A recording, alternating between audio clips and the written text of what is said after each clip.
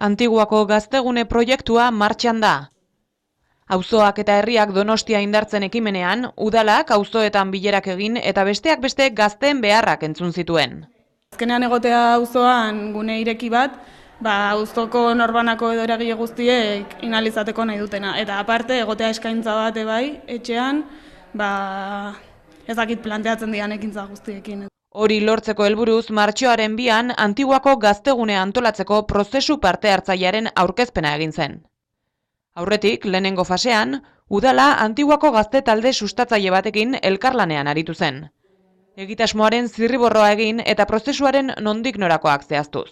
Gu Antiguoko gaztea gea, berez hasieran guk eraman dugu proiektu aurrera gu izan gehalako hasierako diagnostikoa eta hori guztia indegunak, baina Villa Alegria ez da ikusten gazte asanbladaren etxea bezala, ikusten da eragile askoren elkarlanetikan jaioko den etxe bat bezala. Orain ordea, bigarren fasean daude. Bilera zabal batzuk egin dituzte dagoeneko. Horietan, gazteguneak izango dituen helburuak, balioak, ekintzak zehazten ari dira.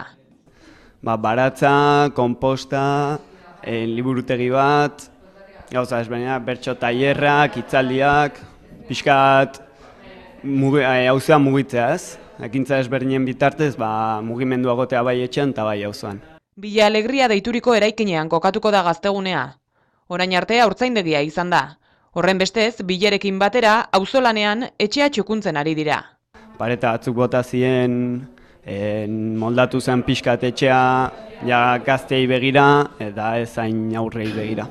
Aurre ikuspenen arabera, uztailean irekiko ditu ateak Antiguako gazteguneak.